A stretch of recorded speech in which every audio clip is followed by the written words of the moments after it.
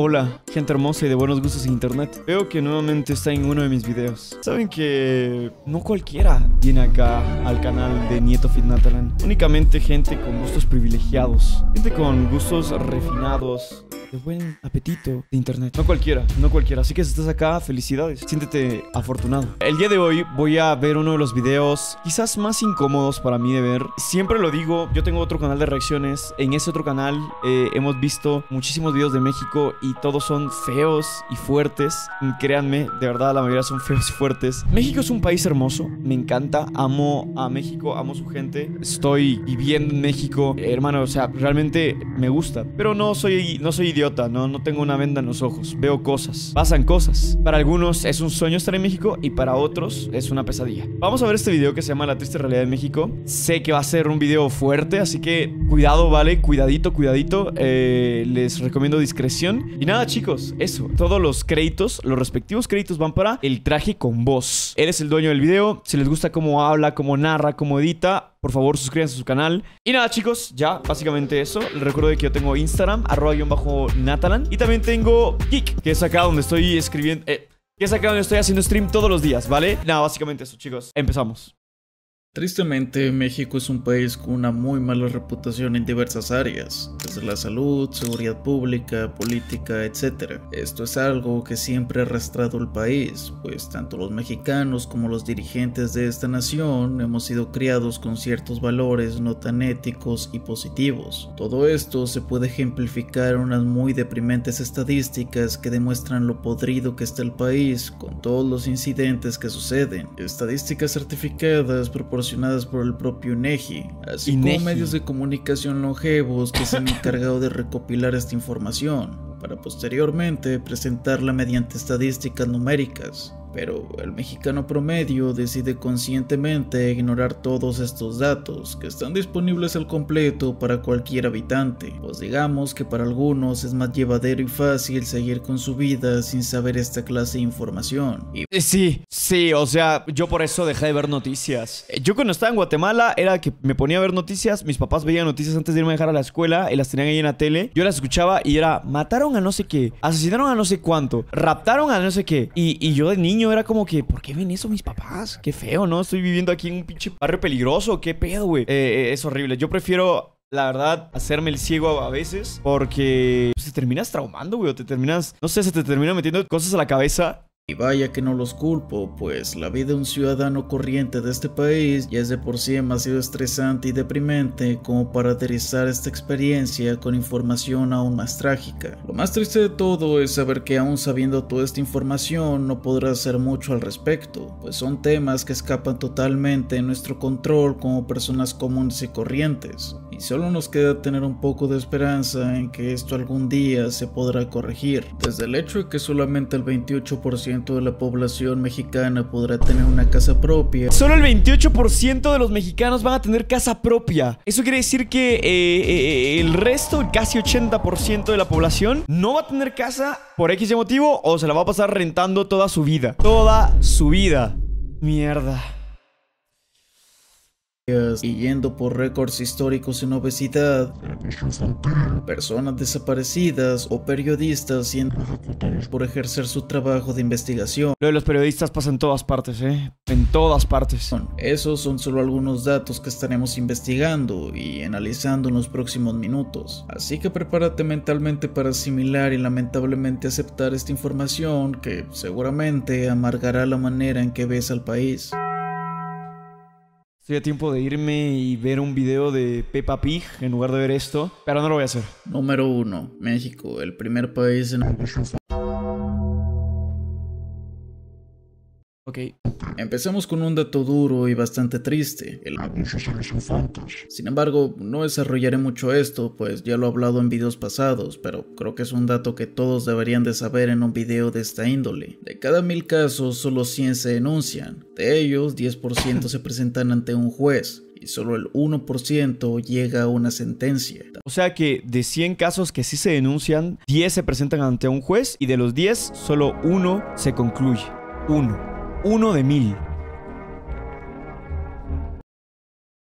También 1 de cada 4 pequeños se considera expuesto en su entorno de crecimiento. Lo anterior son solo algunos datos crudos con los que la OCDE inicia su investigación sobre este tema particular. Dicha información fue compartida por el periódico La Jornada en marzo de 2023. Este tema de la es una realidad en el país. ¿Cuántas historias no habrás oído de eso? No solo en la televisión, sino también con conocidos y demás. No es ajeno a nuestra sociedad y aunque a simple papel todos te dicen que denuncies y no te quedes callado, en la marcha no es tan fácil sacar a la luz un tema así de complejo. Alberto Muñoz de la Oficina de Defensoría de los Derechos de la Infancia, así como Daniela Cisneros, psicóloga de Reinserta, expusieron que muchas de estas denuncias no prosperan por una simple razón. Muchos de los infantes que son víctimas de esto terminan desistiendo a sus denuncias. La razón, pues en su mayoría son pequeños que no cuentan con el conocimiento necesario para saber administrar una situación así, o simplemente son amenazados por sus propios abusadores. En 2014, dentro de México, 23,000 adolescentes de entre 12 y 17 años sufrieron algún tipo de agresión carnal, que iba desde la tocamientos indebidos e inclusive actos no consentidos. Esto, de acuerdo con los datos del Sistema Nacional de Protección Integral de Niñas, Niños y Adolescentes dado en 2021. Además, infantes de un rango de entre 10 a 17 años afirman estar viviendo en ambientes donde están expuestos a abuso de diversas formas. Esto sacado por una encuesta realizada por el INE en 2021. Debido a la situación tan traumática que sufren las víctimas de esto y la falta de respaldo para afrontar lo ocurrido, los afectados tardan hasta 50 años en siquiera revelar que sufrieron abusos. 50 años para poder revelar que pasaron por esto, bro. Cerramos este puesto diciendo que México tiene el triste honor de ser el país número 1 en abuso infantil. ¿Pero a nivel qué? ¿A nivel latinoamericano? ¿O a nivel qué? Ocupa el primer lugar entre los países que integran la Organización para la Cooperación y el Desarrollo Económicos, la OCDE. Además, la UNICEF estima que en nuestro país el 62% de los niños y niñas ya han sufrido en algún momento. 62% de los niños y niñas en México. De su vida. Mire qué lamentable. La Agencia Nacional de Derechos Humanos 2013, emitida por la Comisión Nacional de Derechos Humanos, el año pasado reportaron 2.660 quejas dentro del seno familiar. Y por si esta cifra fuera poco, lo mismo que la OCDE en su informe señala que más de 700 niños son asesinados cada año, cifra que reporta la alarmante estadística de 2 infanticidios, así como lo escucha, esto por día.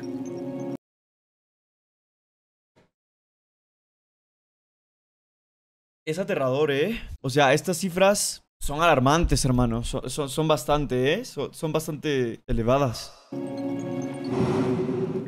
Y un claro ejemplo también de estas estadísticas es el caso del niño Owen, pues pequeñito mexiquense víctima de violencia intrafamiliar. Usted recuerda, su agresor resultó ser la pareja sentimental de su madre, quien ya rinde cuentas ante la justicia. Y por otro lado también tenemos la historia de los 3 hermanitos poblanos de 3, 5 y 8 años, quienes fueron abandonados por su madre y sufrían de abusos por parte de su madrastra y también de su propio padre. Mientras que aquí en la Ciudad de México pues cobra relevancia el caso de un menor de 14 años que fue extorsionado y golpeado por 2 franeleros. Por fortuna fueron denunciados y ellos ya se encuentran tras las rejas. La obesidad en México. No nos hagamos de la... Bueno, número 2, la obesidad en México. Este tema es bastante extenso también. Y les voy a contar una pequeña historia. Una anécdota rapidita. Bro, la otra vez estábamos haciendo mandados con mi esposa. Estábamos pagando algunas cosas. Y pasamos a desayunar al restaurante de Liverpool. Fuimos a comer y en lo que estábamos desayunando, justamente nos pedimos de que el pinche desayuno aquí con fruta. Desayuno dentro de lo más común que puede caer, ¿vale? Y como a 2 mesas estaba una niña extremadamente gorda, ¿vale? Estaba con su mamá, que también estaba gorda. La niña está desayunándose una pizza ella sola. Yo que sepa, de desayuno no te desayunas una pizza para ti sola. Cuando tienes como 5 años, Quizás, pero bueno, no toco más el tema, ¿ok?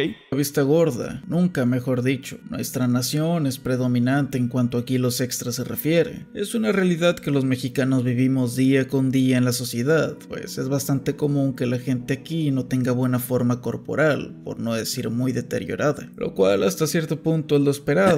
Vaya, la vida en este país es muy complicada, jornadas laborales y escolares muy extensas, con un tiempo ridículo como para comer bien y ya ni se diga hacer ejercicio. De hecho, según fuentes oficiales, se reporta que México es el segundo país más trabajador del mundo. Los países que más horas trabajan en el mundo son Colombia, 2.405 horas trabajadas al año por persona activa. ¡Fuck, hermanos! Un buen de horas. México, 2.226 horas. Los de Costa Rica, Chile, Corea. Corea trabaja menos. ¿Y Japón dónde está? ¿No? Japón tenía cifras muy altas de trabajo y explotación. El último es Chipre. Rusia y Chipre. Los países con menos horas de trabajo al año son Alemania, Dinamarca, Noruega, Países Bajos, Suecia, Austria, Islandia, Luxemburgo, Finlandia y Francia. No sabía que Francia estaba ahí. LOL. Por ende, es casi imposible, o al menos muy complicado, que una persona promedio encuentre tiempo para hacer ejercicio o dormir adecuadamente. De hecho, lo mismo con la comida, con muy poco tiempo para ingerir alimentos de calidad. El mexicano siempre va por la garnacha rápida, que como todos sabemos no es lo más sano. Y ya ni hablemos de cocinar. Es ridículo pensar que con este ritmo te puedas permitir cocinarte algo saludable, pues implica tiempo, mucho tiempo a veces. O cuando vas creciendo, tanto el marketing como tu entorno te educa siempre a preferir los snacks rápidos y grasosos en vez de algo más saludable y beneficioso para tu organismo. Es por eso por lo que México tiene la corona en la obesidad. Con este tipo de vida sería un milagro que no fuera un país obeso. Se estima que en el territorio mexicano durante 2020 el 75% de la población mexicana adulta padece de sobrepeso y de obesidad. El 75%. Más del 75% de la población adulta y el 36.6% de la población infantil 36% de los niños padecen de sobrepeso, casi 40% de los niños padece sobrepeso u obesidad. Esto posiciona a México en el primer lugar en obesidad infantil y segundo lugar en obesidad en adultos, después de Estados Unidos. Puta, es que la comida es deliciosa, mamón. O sea, es barata, rápida y es deliciosa. ¿Qué carajo? Todos estos datos fueron compartidos por el Instituto Nacional de Salud Pública mediante la plataforma de gobierno de México. Voy a añadir algunos datos extras sobre la obesidad en el país. De acuerdo con la encuesta nacional de salud y nutrición, en 2022 la prevalencia de obesidad en las escuelas mexicanas fue de un 18.1% para los infantes y de un 17.2% en adolescentes. En 2021, el 49% de las muertes de mexicanos por enfermedades al corazón fueron debido a las afectaciones de la obesidad. Esto dado a conocer por la Alianza por la Salud Alimentaria. La obesidad en menores de edad se atribuye en su mayoría al consumo de alimentos altamente procesados con grandes niveles de azúcar, grasas trans y sal, así como también de las bebidas azucaradas como el refresco. Está de más decir que la obesidad es un problema de salud bastante grave, pues esta condición aumenta el riesgo de complicaciones de salud y fallecimiento por enfermedades como la influenza o el COVID-19. Aunque es de reconocer que en los últimos años el gobierno ha intentado concientizar un poco a la sociedad respecto a esta afectación alimentaria, prohibiendo la venta de productos no saludables en escuelas o quitando las mascotas de las marcas en sus empaques. Pero este año se prohibió la venta de papas en las escuelas. O sea, si tú vas al colegio, a la escuela, y quieres comprarte unas papas, unos chetos, unos doritos, no vas a poder porque no los venden. Ya no se puede, es ilegal vender papas en México, en las escuelas. Al final del día, la mayor concientización acerca de esto viene del propio individuo y qué tanto desea cambiar ese ritmo de vida. En los próximos 30 años, México perderá el 5.3% de su Producto Interno Bruto. Eso como consecuencia del sobrepeso y obesidad en su población. Así lo advirtió la Organización para la Cooperación y el Desarrollo Económicos, la OCDE. Supondrán esta incidencia en México cerca del 8.9% del gasto en salud entre, otra vez, el año 2020 y el año 2050, casi el 9% prácticamente del gasto de salud se va a tener que dedicar a este tema. Verga. Y le va a reducir a México, yo hablé del 3.3% de reducción del PIB. Bueno, pues en el caso de México, no va a ser el 3.3, va a ser el 5.3. Quiere decir, la incidencia es aún... Che, gente débil. ¿Por qué no pueden dejar su pendeja coca mierda cola y demás chingaderas? Ay, es que una coquita bien fría con un taquito. ¿O no? ¿O no? Sí. Mayor, más seria, es casi pues 60% mayor que la del promedio. Al presentar el estudio La pesada carga de la obesidad, se reveló que el 73% de la población padece sobrepeso, mientras que en 1996 era el 20%. El Estado mexicano sí está librando una guerra diaria y hoy, hay que reconocerlo, es una guerra que vamos perdiendo. De otra manera no podríamos pensar en decisiones de Estado.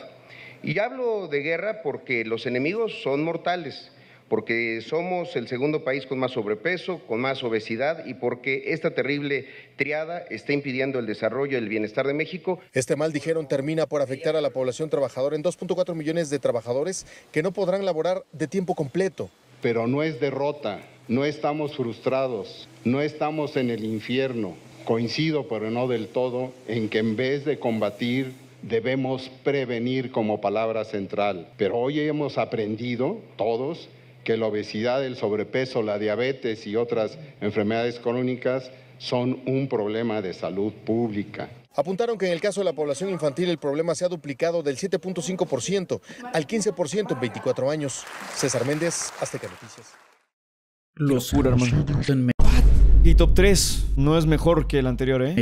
México ha tenido una de las tasas de obesidad más altas del mundo. De acuerdo con el INEGI, durante 2022 se registraron alrededor de 32.223 homicidios en el país, es decir, 25 por cada 100.000 habitantes. México es un país violento, de eso no hay duda, pues solo es cuestión de 25 homicidios por cada 100,000. Mierda. Ver cómo vive la gente aquí, con un miedo constante debido a todo lo que atormenta a la nación, desde asaltos, violencia, grupos delictivos, accidentes, etc. Hay un sinfín de razones por las cuales esto ocurre, donde lamentablemente muchas veces acaba en tragedia. Tristemente, esta estadística cada año se mantiene en un promedio similar, solo dando a relucir que pese a todos los años que pasan, México sigue siendo un país muy sanguinario, y aparentemente lo seguirá siendo. Esto que dice aquí Tirsti es algo que dicen muchos mexicanos y yo lo he escuchado muchísimo. Disfruta lo votado. No sé muy bien, yo no soy mexicano, pero lo he escuchado de muchísimos mexicanos. Y eso no sé qué onda. O sea, supongo que se referirán a los grupos políticos y todo eso que han hecho un mal trabajo y un mal desempeño en su labor. Pero bueno, dejando eso a un lado, hoy estábamos viendo la serie esta de Héroe Débil en Netflix con mi señora. Veíamos como los niños de secundaria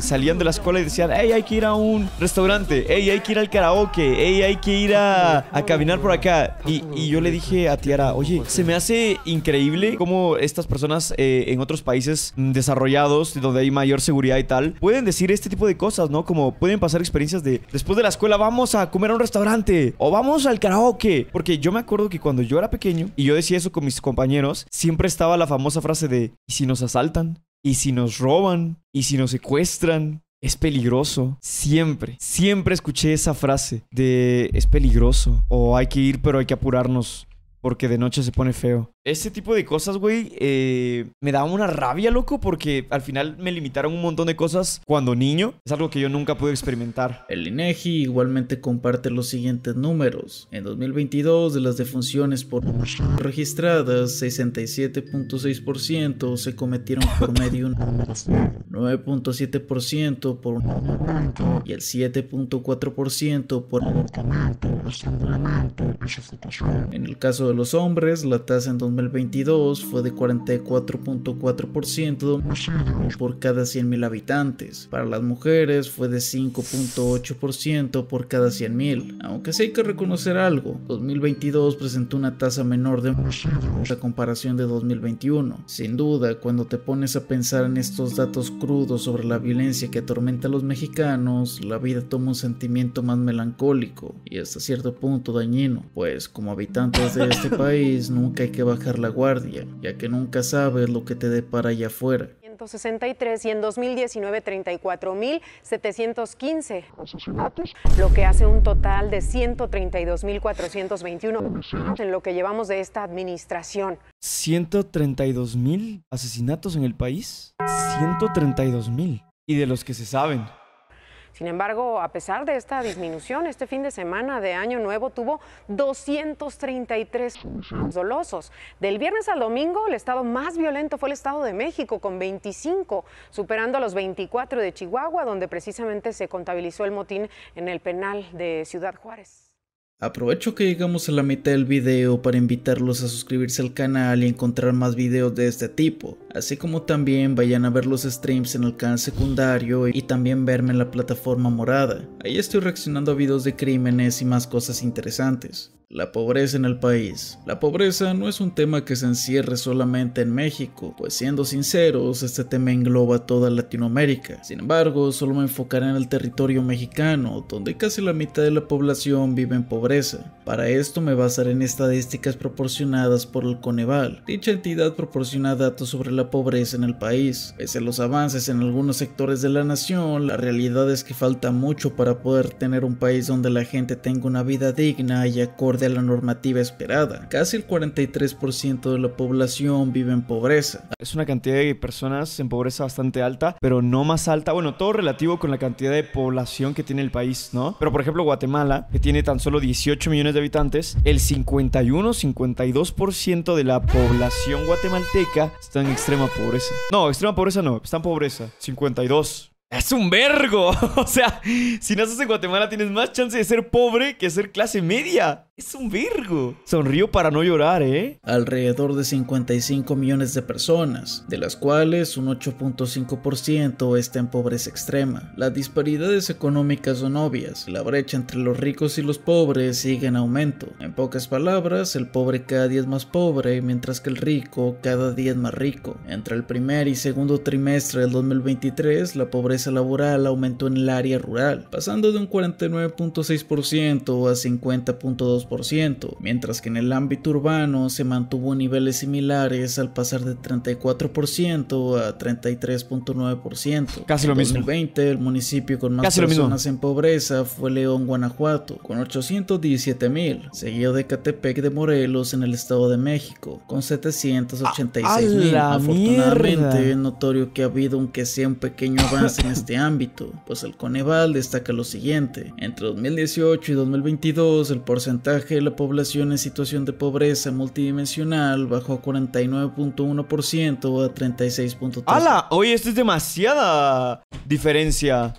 En el primer y segundo trimestre del 2024 la pobreza laboral disminuyó en ambos ámbitos, rural y urbano, y en 2022 1.7 millones de personas salieron de la pobreza extrema. ¡Virga! 1.7 millones de mexicanos salieron de la pobreza. Eso es un vergo de gente. Lo que representó un total de 9.1 millones de personas que vivían en esa situación. Obviamente esto es solamente una pequeña luz al fondo de un muy oscuro y largo túnel de desigualdad económica. 1.7 de 128 millones. Pero es algo. O sea, peor sería que no fuese nada. Bueno, no sé, igual y... Es que no quiero decir comentarios poco acertados, pero... Verga. No sé, paso a paso, ¿no? Supongo. Los mexicanos hemos estado recorriendo durante muchos años. Tristemente, la situación de la pobreza es un tema muy complicado, que como individuos, que por más que intentemos salir de ahí, hay muchos aspectos fuera de nuestro control que nos bloquean ese objetivo. Solo nos queda esperar que este progreso que se hizo en recientes años se logre mantener por los años subsecuentes, y no hay un retroceso económico. El Consejo detalló que el alza en estos indicadores responde a factores como la pandemia, la inflación y a conflictos comerciales y bélicos a nivel internacional.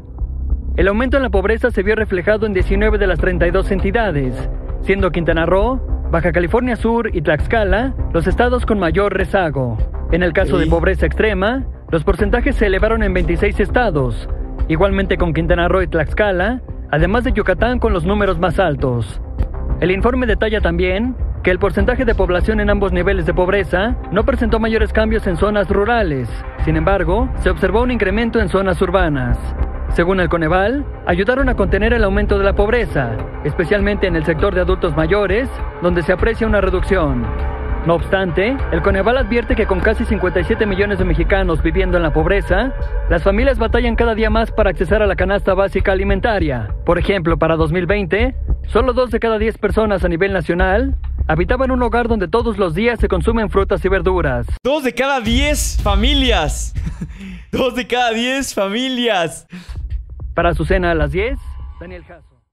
Personas desaparecidas. Sigamos con un puesto muy... Uy, este puesto es delicado, ¿eh? y oscuro que ha atormentado a la nación mexicana por años. Hablemos de las personas extraviadas en el país. La Comisión Nacional en la Búsqueda de Personas Desaparecidas lleva el Registro Nacional de Personas No Localizadas, que se actualiza constantemente con nuevos casos. Ahí es donde se lleva el registro de todos los incidentes. De acuerdo con datos recientes publicados por la Comisión, desde 1950 hasta el 8 de agosto de 2024 existen 116.386 personas desaparecidas y no localizadas en el país, de las cuales 89.121.000 son hombres. 116.000 personas desaparecidas sin localizar. 116.000 personas desaparecidas sin localizar. ¿Y dónde? O sea, ¿cómo es posible que le vean la cara hacia el gobierno? ¿Cómo? 26.749 mujeres y 516 no tienen un sexo definido. En mayo de 2022 el país alcanzó el trágico récord de más de 100.000 personas oficialmente reconocidas como desaparecidas, llegando a su punto máximo en el presente año 2024, con un aproximado de 111.000 personas reportadas como desaparecidas. Entre todos los datos dados, considero que es importante destacar este en concreto: el rango de edad donde se reporta el mayor número de desapariciones en mujeres es de entre 15 a 19 años, y las entidades federativas con más mujeres desaparecidas son Estado de México, Tamaulipas, Jalisco, Ciudad de México, Nuevo León, Veracruz, Michoacán, Sonora, Puebla y Zacatecas. El número de personas no localizadas o desaparecidas tuvo un aumento monumental en años relativamente recientes en el país, en particular desde el año 2006, concretamente a inicios del sexenio de Calderón, cuando este implementó la militarización de la seguridad pública como una estrategia para combatir el crimen organizado. Tal vez recuerdas que justamente fue en este momento cuando México pasó por uno de sus capítulos más sangrientos en su historia, pues esta estrategia que para combatir el crimen obtuvo todo lo contrario, aumentando aún más estos incidentes. En esa época era bastante común escuchar en círculos cercanos historias de secuestros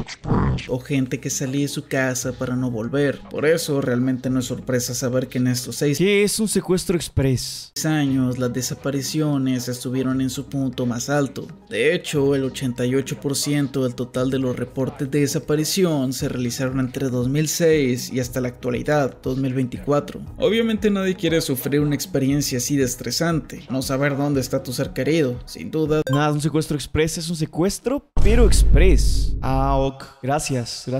Debe ser un sentimiento de impotencia horroroso, y es peor cuando te das cuenta de que tu caso es uno de miles que enfrentan lo mismo en este país. Esta situación ha generado presiones muy fuertes hacia el gobierno, con el objetivo de fortalecer los recursos y capacidades de búsqueda, aunque el sistema sigue enfrentando los mismos retos graves en términos de recursos y coordinación institucional. Pese a la creación de instituciones y leyes para abordar el problema, como la Ley General en materia de desaparición forzada de personas, implementada en 2018, los resultados... Y yo que voy a México no quiero que me secuestren. No, o sea, sí te pueden secuestrar, pero... No sé cómo explicarlo, pero no... Tú tranquilo, no creo que te pase nada a ti, ¿vale? Siguen siendo los mismos. Los pocos esfuerzos del gobierno para ponerle fin a estos se ven obstaculizados por diversos factores, como la insuficiencia de recursos financieros y humanos, una grave crisis forense donde existen miles de cuerpos sin identificar y una falta de cumplimiento de las recomendaciones internacionales para atender este tema de manera integral. Nuevamente he de decir,